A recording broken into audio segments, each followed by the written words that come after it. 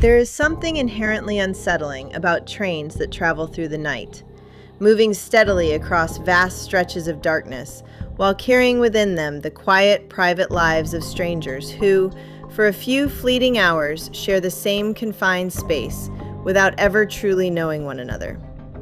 And it is within this peculiar intersection of anonymity and proximity that some of the most disturbing stories begin to take shape.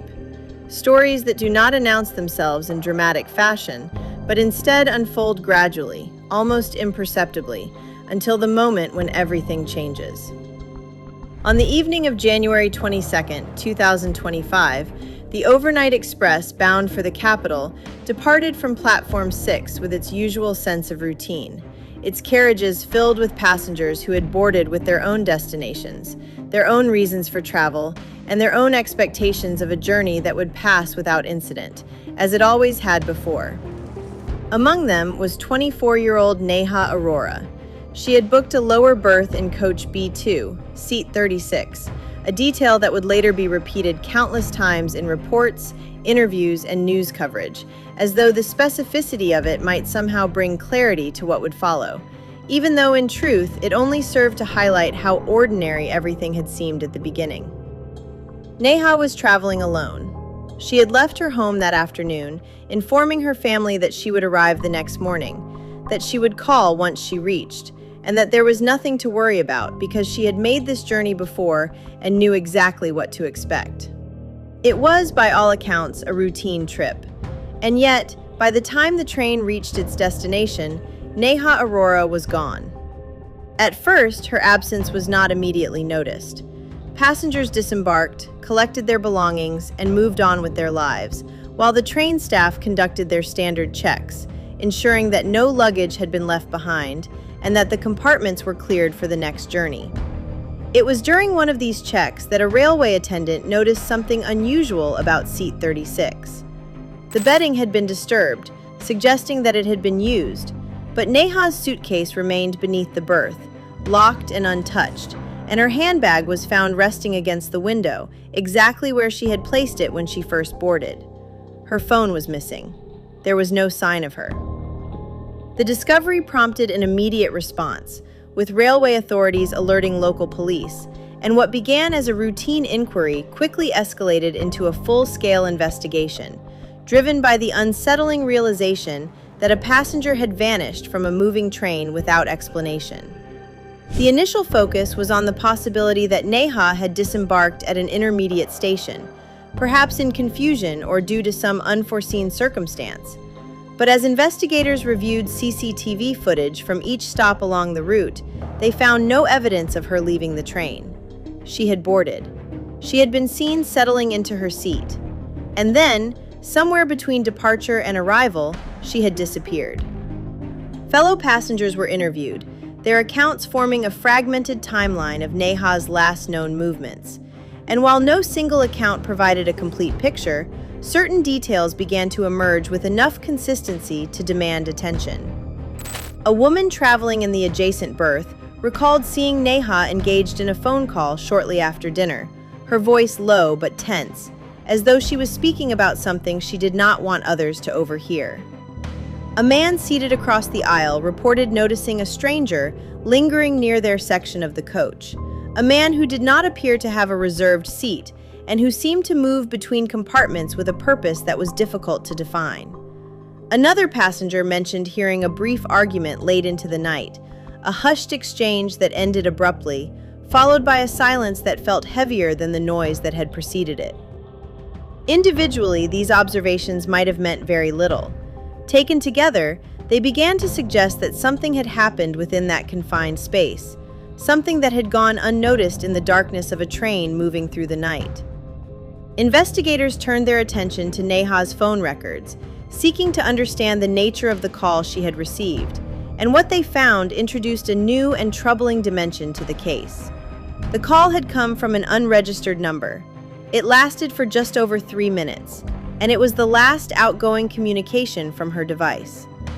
Further analysis revealed that Neha had been in contact with this number multiple times in the days leading up to her journey, though the content of those conversations remained unknown. What was clear, however, was that this was not a random interaction. This was someone she knew, or at least someone she had reason to trust. As the investigation progressed, railway police conducted a thorough search of the train, examining every compartment, every storage area, and every accessible section of the carriages. But there was no trace of Neha, no physical evidence that could explain how she had left the train, or whether she had left it at all. The possibility that she had been forced off the train while it was in motion was considered, but the lack of witnesses and the logistical challenges of such an act made it difficult to confirm. Then came the breakthrough. A small piece of fabric was discovered near the junction between two coaches, caught in the narrow gap between the doors, and upon examination, it was found to match the clothing Neha had been wearing on the night of her disappearance. The discovery suggested that whatever had happened, it had occurred near the door, and it had likely happened quickly. Attention shifted to the unidentified man described by multiple passengers, and through a combination of witness sketches and CCTV analysis from the boarding station, investigators were able to identify him as Ritesh Chauhan, a man with a prior record of fraud and minor offenses, but nothing that would immediately connect him to a violent crime. When Ritesh was located and brought in for questioning, he initially denied any involvement, claiming that he had been traveling in a different coach and had no interaction with Neha. But inconsistencies in his statements, combined with the growing body of circumstantial evidence, began to erode his credibility. Under sustained interrogation, his story began to change. He admitted to approaching Neha. He admitted to speaking with her. But he maintained that their interaction had been brief and inconsequential. It was only when forensic analysis linked him to the fabric found near the door that the truth began to emerge. What followed was a confession that revealed a sequence of events as tragic as it was preventable. Ritesh claimed that he had targeted Neha after overhearing her phone conversation, believing that she was carrying something valuable, something worth taking, and that he had confronted her near the door under the pretense of asking for assistance. According to his account, the situation escalated when Neha resisted, leading to a struggle that, in the confined and unstable environment of a moving train, quickly spiraled out of control. In that moment, driven by panic and desperation, he pushed her. The train was moving at speed. There was no opportunity for recovery. By the time he realized the magnitude of what had happened, it was already too late.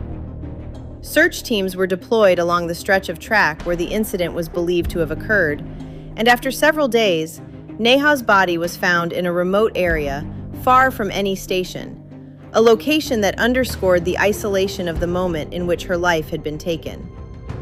The discovery brought an end to the search, but not to the questions, because even as the case was closed, even as Ritesh Chauhan was charged and the legal process moved forward, there remained a lingering sense that the story was not as simple as it appeared, that there were elements that had yet to be fully understood, and that the truth, as it often does, existed in the space between what was known and what could never be proven. For Neha's family, the loss was immeasurable. A journey that had begun as an ordinary trip had ended in a way no one could have anticipated, leaving behind a void that could not be filled, and a series of moments that would forever be replayed in their minds, each one carrying the weight of what might have been different. And for those who continue to travel by night, who board trains with the expectation of safe passage, there remains a quiet, unspoken awareness that even in the most routine of journeys, there can exist a fragility that is impossible to ignore. Because sometimes, the most terrifying stories are not the ones that unfold in distant places, but the ones that happen in the spaces we believe to be safe. And sometimes, the journey does not end where it is supposed to.